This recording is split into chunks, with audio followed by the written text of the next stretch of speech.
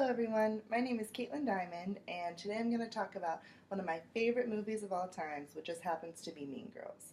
This movie really spoke to me when it first came out because I was just getting to that age where girls were starting, to be catty with each other and have drama, fight over boys, and all that kind of thing. And while this movie is a bit of an exaggeration about what high school really is like, there definitely are some truths woven into the story that can really teach a lesson to, young girls who might be going through similar situations or even get wrapped up in their popularity like Katie does throughout the story. The movie begins with Katie, played by Lindsay Lohan. She has lived in a small town in Africa her whole life. She had been homeschooled. So this is really her first experience with other students, especially other American students, because the culture is very different. And this is really the first time she's had drama, talking behind each other's backs and everything. When she first gets to the school, she immediately befriends a girl named Janice and a guy named Damien.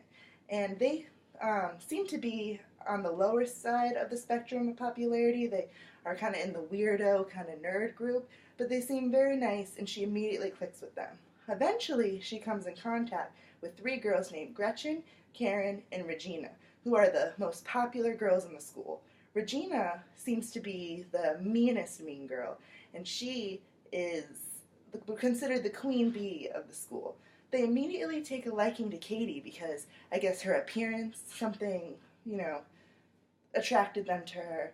And Katie, throughout the movie, starts getting sucked into the popularity. At first, she just wants, to kind of spy on Regina and, see the inner workings of the Plastics, which is the name of the group that they call themselves.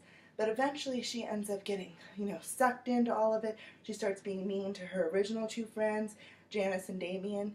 And then the movie kind of ends with her realizing, you don't have to change yourself and you don't have to, try to fit in with the popular girls just because they're popular, which I think is a very important message to young girls because a lot of girls will change themselves, change their clothes, their makeup, their hair, just to kind of fit in and be cool. And I love that message about, you need to be yourself. It doesn't matter how popular you are. Find something that you love, which in Katie's case, she loved math. And she didn't join the mathletes at first because she was worried about socially what it would do to her reputation. But when she does end up joining it, that's when everything turns around and she regains her old friends. People start liking her again.